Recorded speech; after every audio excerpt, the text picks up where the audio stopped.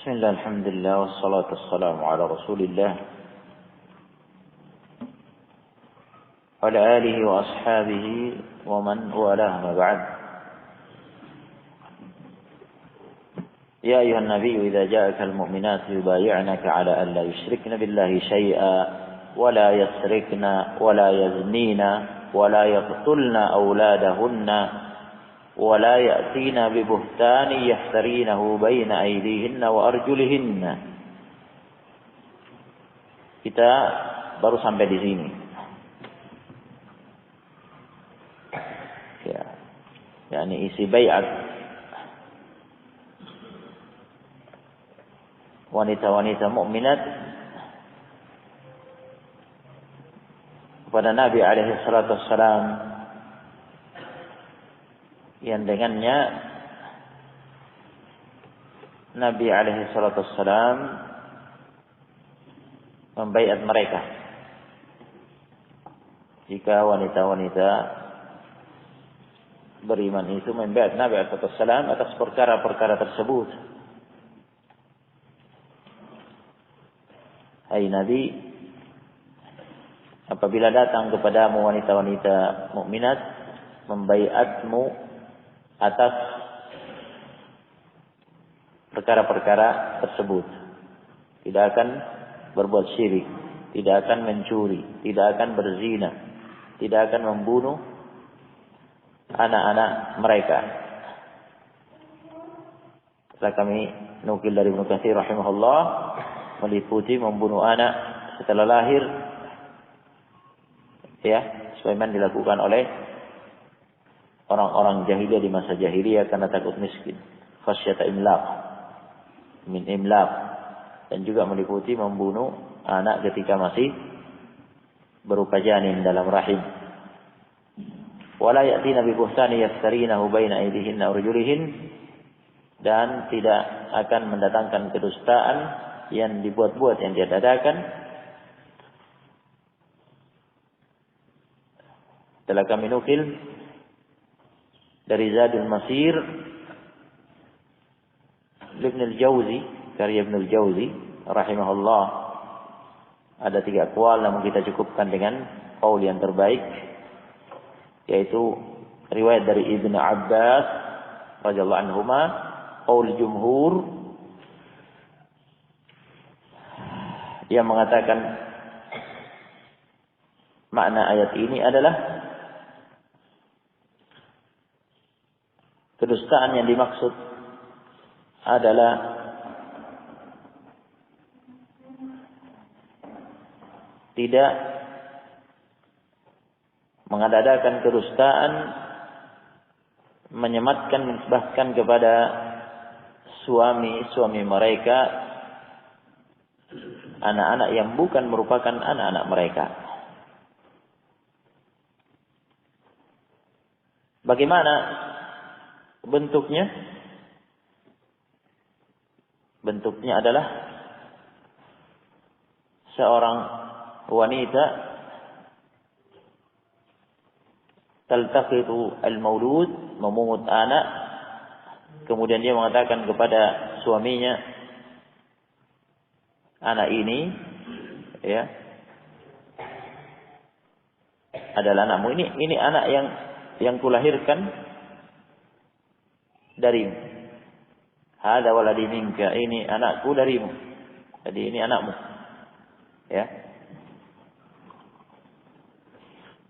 Mungkin antum berpikir bagaimana tasawurnya suami istri, ya, siang malam bersama, kemudian tiba-tiba ini mendatangkan anak dan mengatakan ini anakku darimu. Kok bisa suaminya tidak tahu? Kan ada proses hamil dan seterusnya. Sementara ini anak yang dipungut kemudian dan berdusta. Nah, tasawurnya tentunya dalam keadaan yang memungkinkan seperti itu. Misalkan suaminya safar dalam waktu yang lama. Nah, suaminya pulang, sudah ada bayi di rumahnya. Nah, sudah ada anak di rumahnya. Kemudian wanita ini mengaku, nah ini anak kita. ini anak kita. Nah,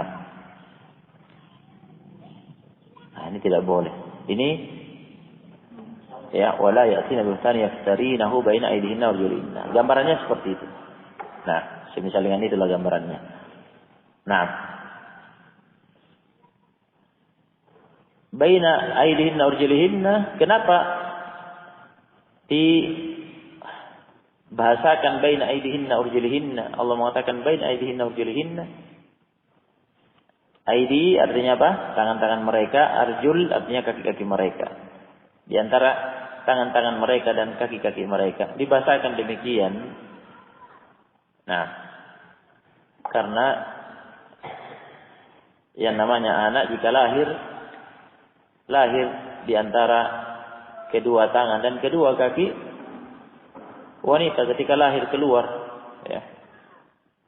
Nah, keluar, terlahir, jatuh di hadapan wanita di antara kedua tangan dan kedua kakinya, sehingga dibahasakan baina aydin arjulihinna. Baik.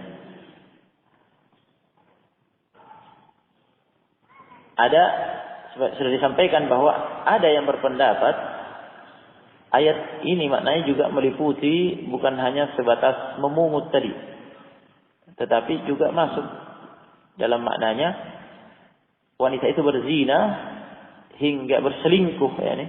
Nah, berzina bahasa sekarang berselingkuh dan sudah punya suami, berselingkuh dengan laki-laki lain hingga hamil dari laki-laki selingkuhnya itu.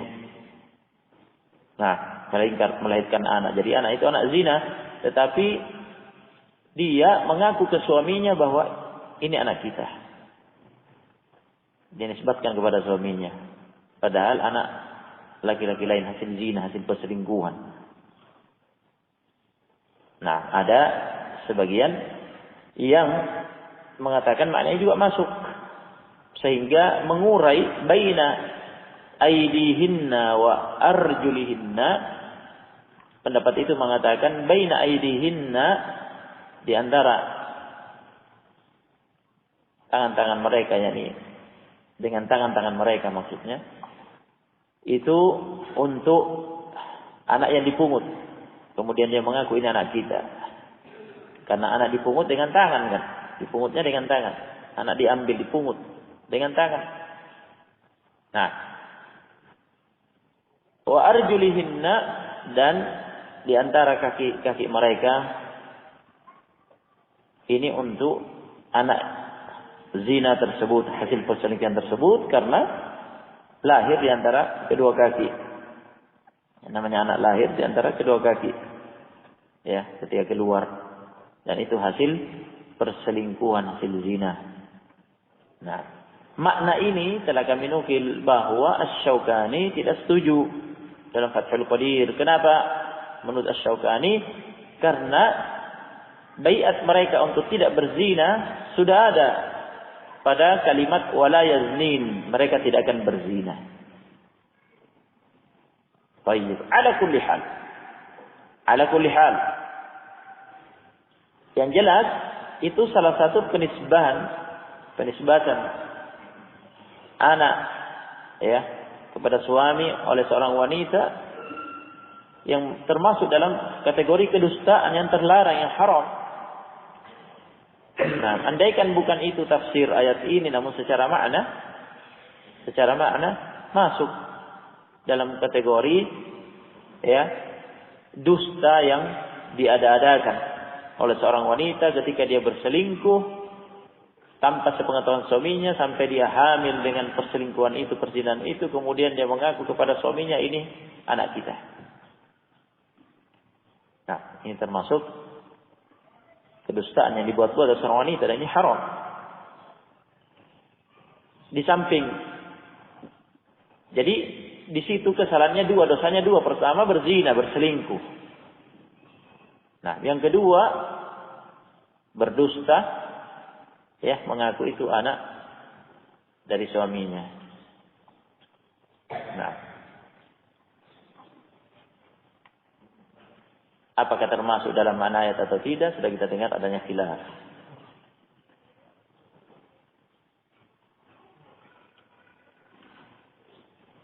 Tapi secara makna hukum ya sama. Nah, itu termasuk dusta yang diada-adakan dan haram. Nah, berikutnya wala ya'sinaka fi ma'ruf. Dan mereka tidak akan bermaksiat kepadamu. Tidak akan bermaksiat kepadamu, kepada Nabi sallallahu alaihi wasallam fi ma'ruf, dalam perkara yang ma'ruf.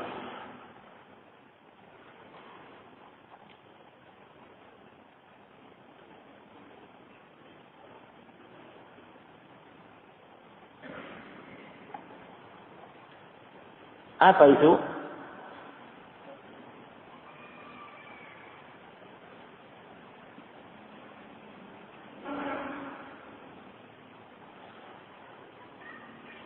Tafsirnya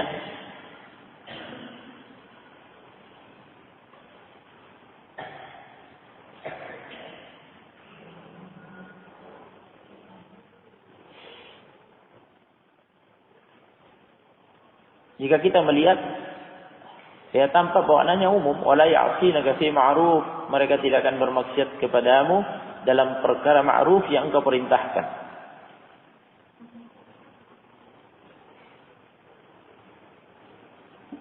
Ya.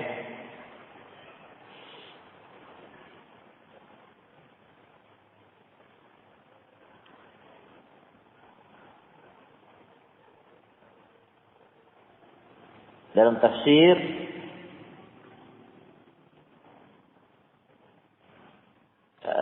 Zadul Masir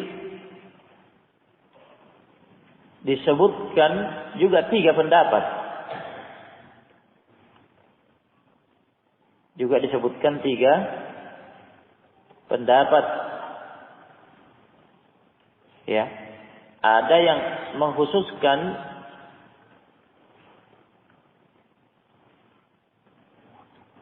perkara tersebut dengan niyahah, nuh, yaitu seorang wanita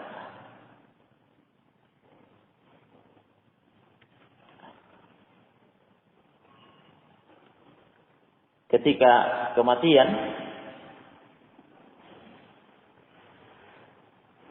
dia meraung-raung, menangis berlebihan.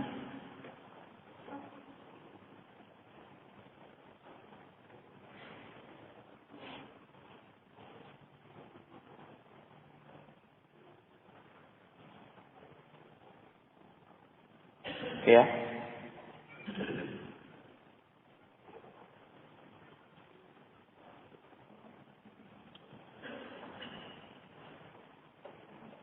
Nah, ada juga yang menafsirkan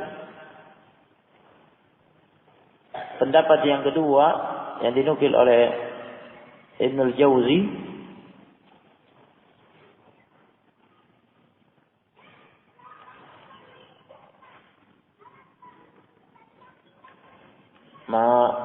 menjambak-jambak rambut, merobek-robek pakaian, ya, mencakar-cakar wajah, memukul-mukul wajah, kemudian menyeru, berteriak, waili, waili, celaka aku, celaka aku. Nah, ketika mendapat musibah kematian.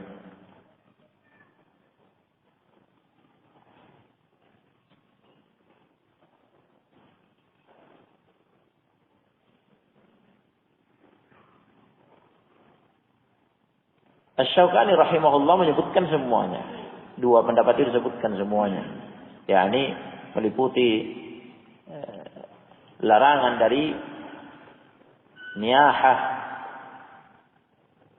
dari menangis dengan cara meraung-raung ketika dapat musibah kematian, merobek-robek pakaian, menjambat-jambat rambut, memukul-mukul wajah, kemudian doa bil wail,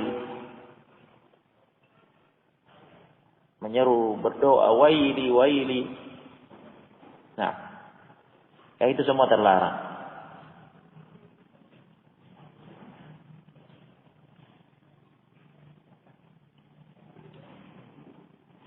Itu semua terlarang. Apakah maknanya hanya sebatas itu? Wala ya'sinaka fi ma'ruf, mereka tidak akan bermaksiat kepadamu dalam perkara ma'ruf. Yang perkara ma'ruf tafsir tadi artinya yang ma'ruf, yang dibenarkan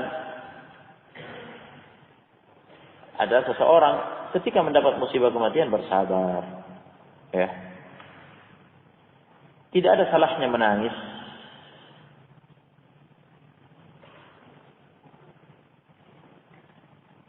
Nabi SAW juga menangis. Nah, ketika putranya meninggal. Namun karena itu menunjukkan, tangis itu menunjukkan adanya perasaan rahmat, kasih sayang. Nah, sedih ketika melihat orang yang dicintai ini meninggal, dan itu wajar. Yang tidak wajar dan terlarang, yang haram, dan itu banyak dilakukan oleh wanita-wanita jahiliyah. Perangai wanita-wanita jahiliyah jika ada musibah kematian berlebihan, ya, berteriak-teriak, merongrau, menangis, ya, menjambak-jambak rambut, memukul-mukul wajah, merobek-robek pakaian, sehingga semakin tersiksa sendiri. Nah, tidak sabar menerima takdir. Nah, ini jelas masuk dalam ayat. Tetapi apa hanya itu maksudnya? Wala ya'sinaka fi ma'ruf, mereka tidak akan bermaksiat dalam perkara ma'ruf, yakni tidak akan melakukan kemungkaran-kemungkaran tadi, sebatas itu. Nah, pendapat yang ketiga mengatakan meliputi, yang disebut oleh Ibnu Al-Jauzi dalam Salul Masir, meliputi segala perkara yang ma'ruf, tidak menyelisih Nabi SAW dalam segala perkara yang ma'ruf.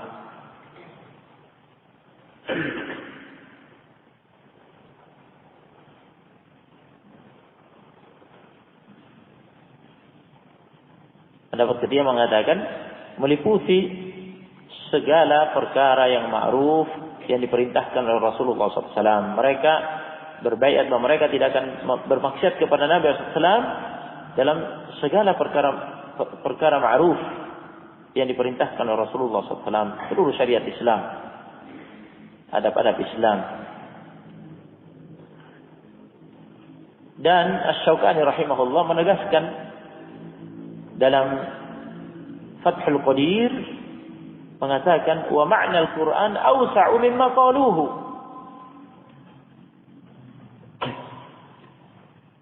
Wa ma'na al-Qur'an awsa'u mimma qaluhu. Makna Al-Qur'an, makna ayat ini lebih luas daripada apa yang mereka katakan. Dari apa yang mereka katakan.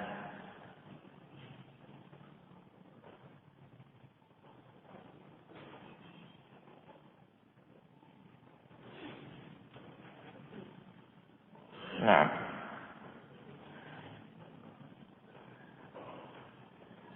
oleh karena itu Asy-Syaukani menegaskan makna ayat wala ya'sinaka fi ma'ruf ay fi kulli amrin huwa ta'atun lillah. Ay fi kulli amrin huwa ta'atun lillah. Mereka tidak akan bermaksiat kepadamu dalam perkara yang ma'ruf, yakni dalam segala perkara yang merupakan ketaatan kepada Allah. Segala perkara yang merupakan ketaatan kepada Allah, mereka berbaiat tidak akan bermaksiat kepadamu, tidak akan menyalahi, tidak akan melanggar. Nah, dan Asy-Syaukani menukil dari Atha, fi kulli birrin wa taqwa, fi kulli birrin wa taqwa, fi kulli birrin wa taqwa, dalam segala perkara kebaikan dan ketakwaan. Mereka tidak akan melanggar hal itu, bermaksiat kepadamu dalam segala perkara kebaikan, bir dan ketakwaan.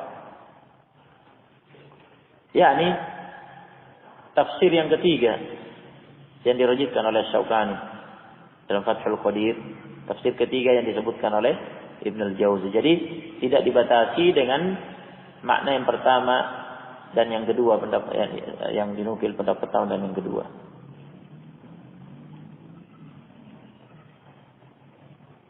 Nah, ini yang benar, kesimpulannya apa? Seperti kata Asy-Syaukani, makna ayat meliputi segala perkara yang ma'ruf. Mereka berbuat tidak akan bermaksiat kepada Nabi alaihi salatu wassalam dalam segala perkara yang ma'ruf, dalam segala perkara yang merupakan ketaatan kepada Allah. Mereka akan menaati Rasulullah SAW dalam segala perkara yang merupakan ketaatan kepada Allah, segala kebaikan, segala ketakwaan, seluruh urusan syariat. Nah, di antaranya adalah Nabi SAW melarang melakukan niyahah, berlebihan ketika terkena musibah kematian, berlebihan dan menangis dalam perkara-perkara yang disebutkan tadi. Nah, itu diantaranya, tidak boleh melakukan hal itu. Nah,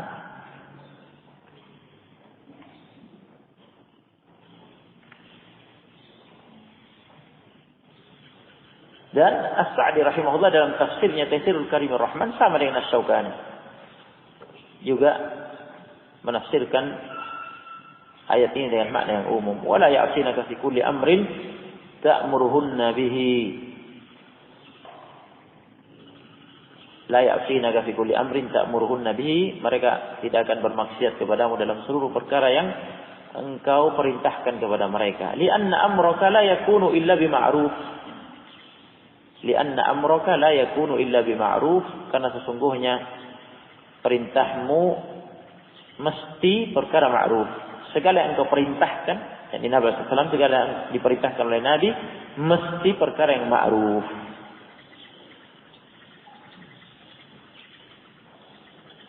Wa min dzalika, di antaranya ta'atuhunna laka. Kata Sa'di rahimahullah selanjutnya, wa min dzalika, termasuk di antara perkara ma'ruf yang keperintah adalah ta'atuhunna laka, ketaatan mereka kepadamu fin nahyi, dalam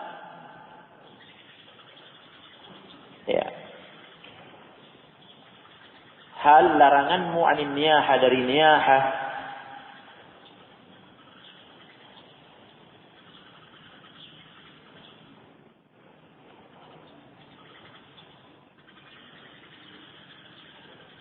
Wa syaqqis thiyab, dan seterusnya tadi yang disebutkan.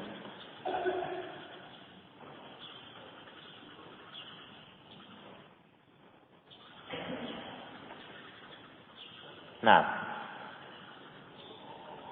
jika ini semua terpenuhi, idza syartiyah, saya tadi terangkan, jika terpenuhi syarat-syarat itu, fabay'hunna. Jika mereka berbaiat dengan baiat, dengan perkara-perkara tersebut terpenuhi syarat, fabay'hunna, maka baiatlah mereka. Maka baiatlah mereka.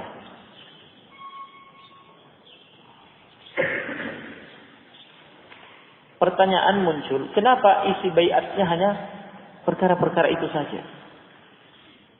Kenapa tidak disebutkan sholat, bahwa mereka akan sholat, mereka akan zakat, puasa, berhaji dan seterusnya secara khusus?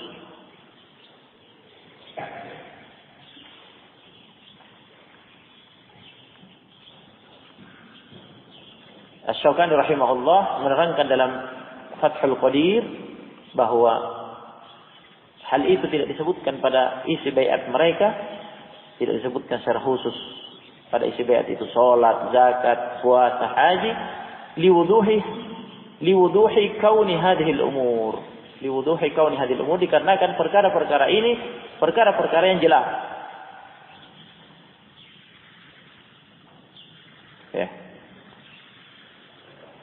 perkara-perkara yang sudah jelas.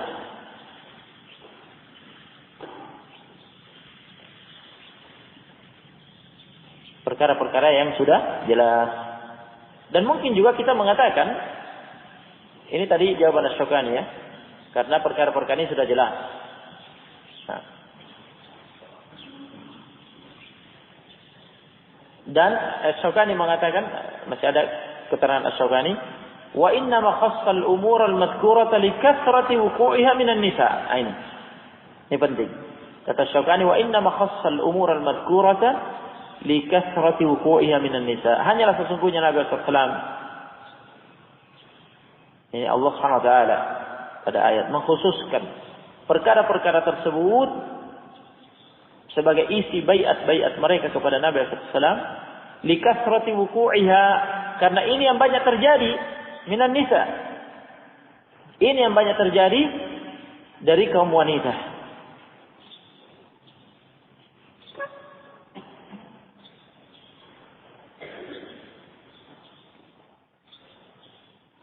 Ini yang banyak terjadi dari kaum wanita. Ya.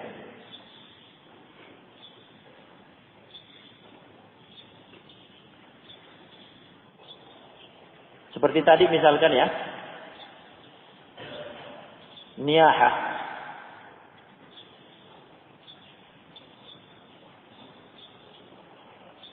Meraung-raung menangis ketika terkena musibah kematian, menjambak-jambak rambut, merobek-robek, mencabik-cabik pakaian, memukul-mukul wajah, berteriak-teriak, waili, celaka.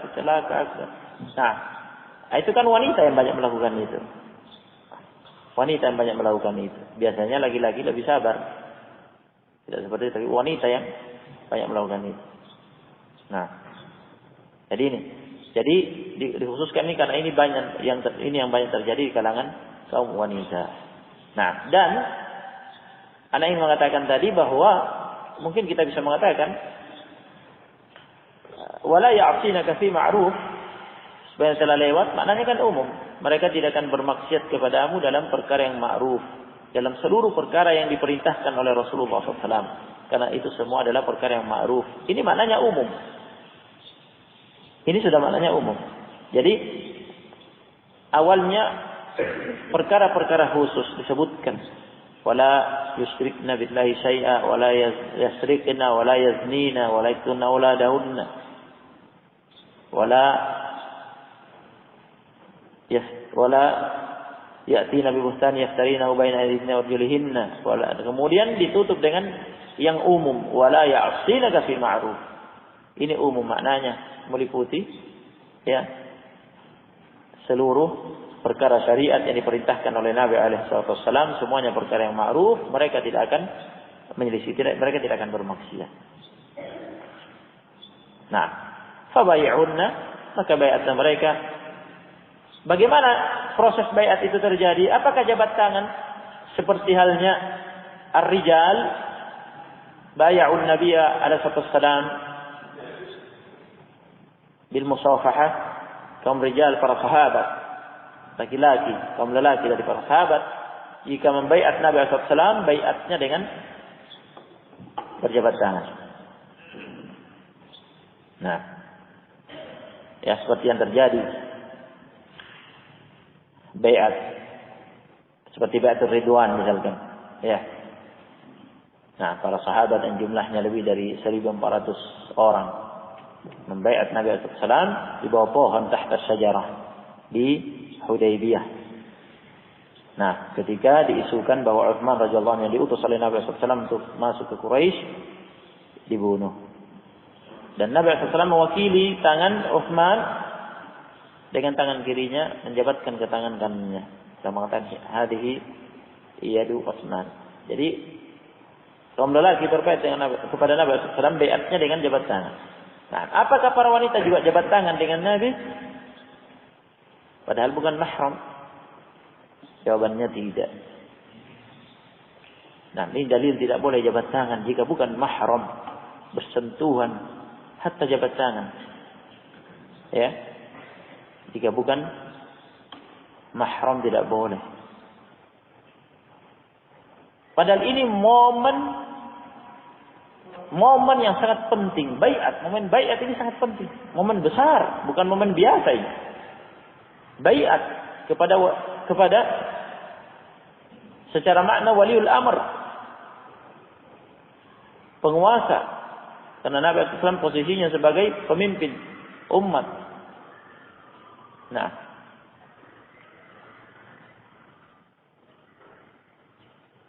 di samping sebagai Nabi Rasul, posisinya ya pada posisi pemimpin umat. Nah, ada makna kedudukan waliul amr. Ini momen yang besar. Pada momen seperti ini pun tidak. Nah, tidak kemudian dilapisi tangannya pakai kaos tangan, ya supaya tidak bersentuhan langsung. Tidak. Dan Nabi alaihissalam aman dari fitnah. Aman dari fitnah.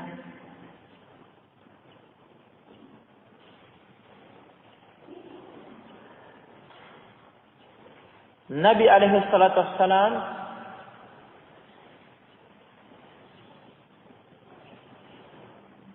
terhadap umatnya manzilahnya adalah bapa. Sebenarnya datang dalam hadis yang sahih. Innama ana lakum bimanzilat al-ab. Innama ana lakum bimanzilatil ab. Sesungguhnya aku terhadap kalian manzilahnya seperti bapa. Oleh karena itu istri-istri Nabi alaihi wasallam azwajuhu ummahatukum ummahatuna. Nah,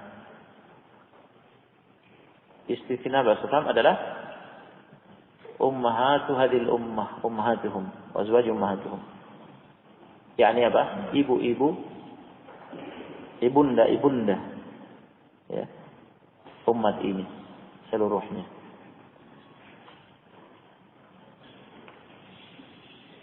Nah, dan disebutkan oleh Ibnu Katsir riwayat dalam Sahih Al-Bukhari dan yang lainnya ada tafsir ayat ini dari Aisyah radhiyallahu anha bahwa Nabi SAW membaiat mereka dengan kalam, hanya dengan ucapan, mencukupkan dengan ucapan dan tidak dijabat tangan-tangan mereka. Ya. Riwayat dalam Sahih Al-Bukhari dan yang lainnya dari Aisyah. Pada tafsir ayat ini, nah dalam Sahih Bukhari ditegaskan oleh Aisyah radhiyallahu anha bahwa Nabi alaihi salatu wassalam membaiat mereka. Nah ini riwayatnya. Kata Aisyah, "Faman aqarra bihadha asy-syart minal mu'minat", barang siapa menetapkan syarat ini dari mukminat, kaum mukminat, qala laha Rasulullah SAW, Rasulullah SAW mengatakan kepadanya, qad bay'atuki. Nah, Nabi mengatakan, qad bay'atuki, aku membaiatmu. Kalaman, hanya dengan ucapan baiatnya. Wala wallahi, tidak demi Allah, ma massat yaduhu yada imra'atin qattu fil mubaya'ah. Tidak demi Allah sama sekali tangan Nabi alaihissalam nama satya dulu ya dan meratin sama sekali tangan Nabi alaihissalam tidak menyentuh tangan wanita qattu, sama sekali tidak. Fil mubayah dalam proses pengambilan baiat tersebut. Ma yubayyi'uhunna illa biqaulihi, tidaklah Nabi alaihissalam membaiat mereka kecuali hanya dengan ucapan qad bay'atuki ala dzalik. Qad bay'atuki ala dzalik, sungguh aku telah baiat kamu di atas hal itu. Kalaman saja. Difahami? Wastaghfir lahunna Allah, dan mohonkan ampun, beristighfarlah engkau wahai Nabi, mohonkan ampun lahunna untuk mereka kepada Allah Subhanahu wa taala, mohonkan ampun kepada Allah, beristighfar ya kepada Allah untuk mereka. Innallaha ghafurur rahim, sesungguhnya Allah Ghafur, Maha Pengampun, Rahim, Maha merahmati. Maha penyayang. Nah, Maha merahmati. Baik.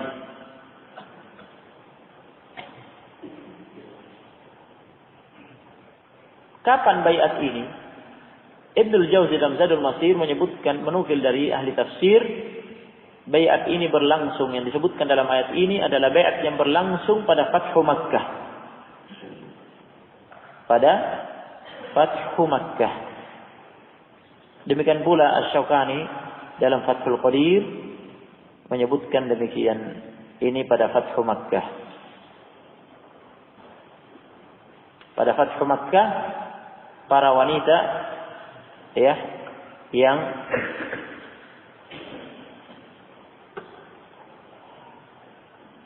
yang berislam datang menemui Nabi SAW dan membaiat Nabi SAW di atas perkara-perkara tersebut. Di antaranya yang datang adalah Hind bintu Utbah. Nah, istri Abu Sufyan bersama Abu Sufyan. Nah, Abu Sufyan dan istrinya dan anak-anaknya masuk Islamnya pada Fathu Makkah. Dan Nabi SAW menerima mereka dengan baik, tidak ada dendam. Ya, padahal antum tahu bersama, kita tahu bersama. Naam, Hind bintu Utbah ini, ya, karena ayahnya yaitu Utbah dan saudaranya Al-Walid ibn Utbah terbunuh pada perang Badar. Nah, kali pertarungan 1 lawan 1, dendam luar biasa sehingga merekayasa pada perang Uhud, ya,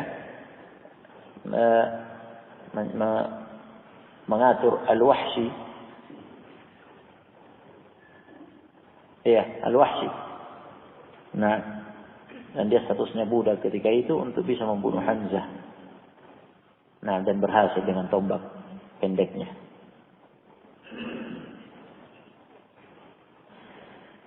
Nah, dan dia Hind bin Utbah mendapati mayat Hamzah. Nah, kemudian dimutilasi oleh dia. Nah, dan berusaha untuk menelan, memakan jantungnya, namun tidak bisa. Nah, al-muhim. Tetapi Nabi SAW, karena beliau adalah Nabiyu Ar-Rahmah, nah, diutus rahmatan lil alamin, maka datang Hind, datang Abu Sufyan. Nah, Abu Sufyan adalah pemimpin panglima terbesar perang Uhud. Nah, Nabi SAW menerima mereka, terima baiatnya, selama terpenuhi syarat-syarat tersebut, bukan kemudian balas dendam dan seterusnya. Barakallahu fiikum. Yang demikian selesai tafsir ayat ini. Tersisa 1 ayat, mudah-mudahan besok kita bisa menyelesaikan. Tafadhal, jazakumullahu khairan.